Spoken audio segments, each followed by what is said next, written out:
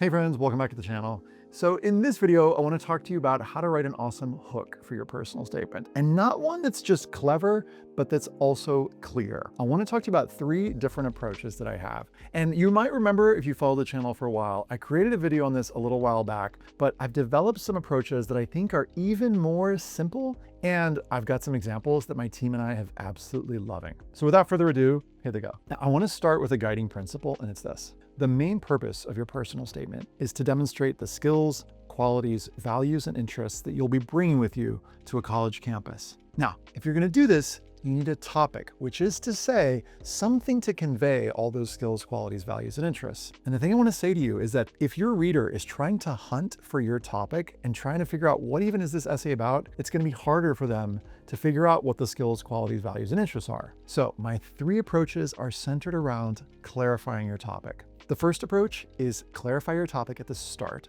The second approach is delay a little and clarify your topic maybe in the second paragraph. And the third approach, which I think is kind of advanced, is delaying and not revealing your topic until the end of the essay.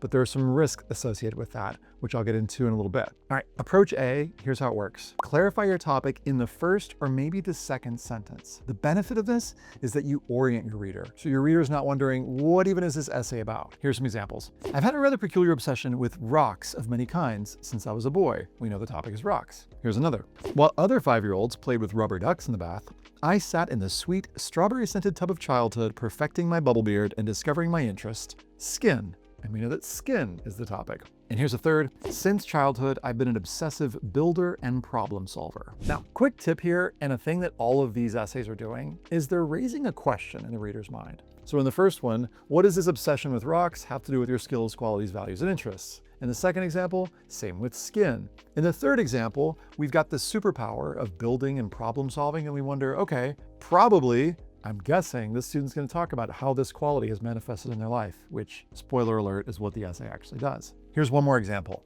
My laptop is like a passport. It's plastered with stickers all over the outside, inside, and bottom. Each sticker is a stamp representing a place I've been, a passion I've pursued, or community I belong to. These stickers make for an untraditional first impression at a meeting or presentation, but it's one I'm proud of. Let me take you on a quick tour. And I love how that last sentence, let me take you on a quick tour, is basically like, hey, I'm going to tell you all about the stickers on my laptop, but along the way, I'm going to tell you about places I've been, passions I've pursued, communities that I belong to, and boom, we're off and running. What's this technique? It's starting with a claim or an image or a confession, and then orienting us. Okay, the second approach is to delay clarifying your topic till the end of the first paragraph, or maybe the end of the second paragraph.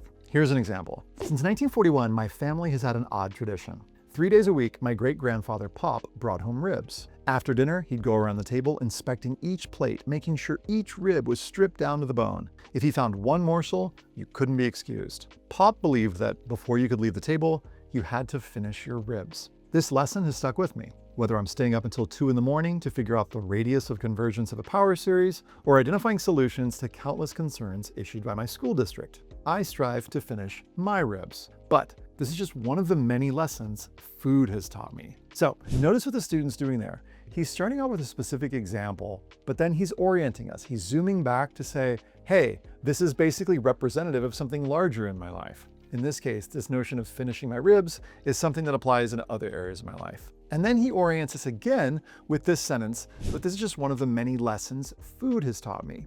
So essentially, he's writing what I call a college essay line, and he's signaling to the reader, hey, I'm going to share with you in this essay lots of different food lessons. Let's take a look at one more example. Golden light streaks my bedroom. It's 6 a.m. Before my family rises, I'll have completed half my day's to-do list. Now, at this point, we don't really know what's going on, but watch how she orients us. But before I start, I look to my wall, where 84 and counting 2.4 by 1.8 glossy Polaroids hang in 14 uniform rows. She's starting to orient us by giving us an interesting image, and then she zooms in.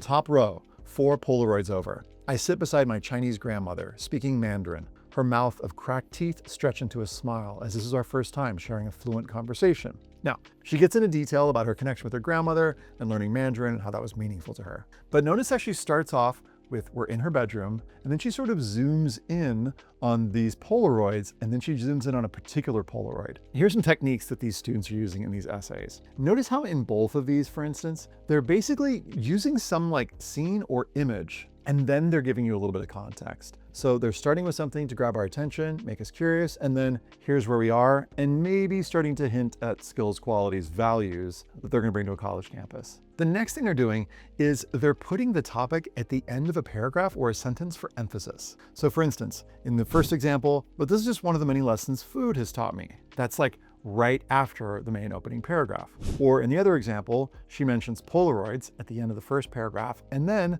Polaroids again at the start of the second paragraph. The other thing that both of these authors are doing is they're subtly using a little bit of repetition.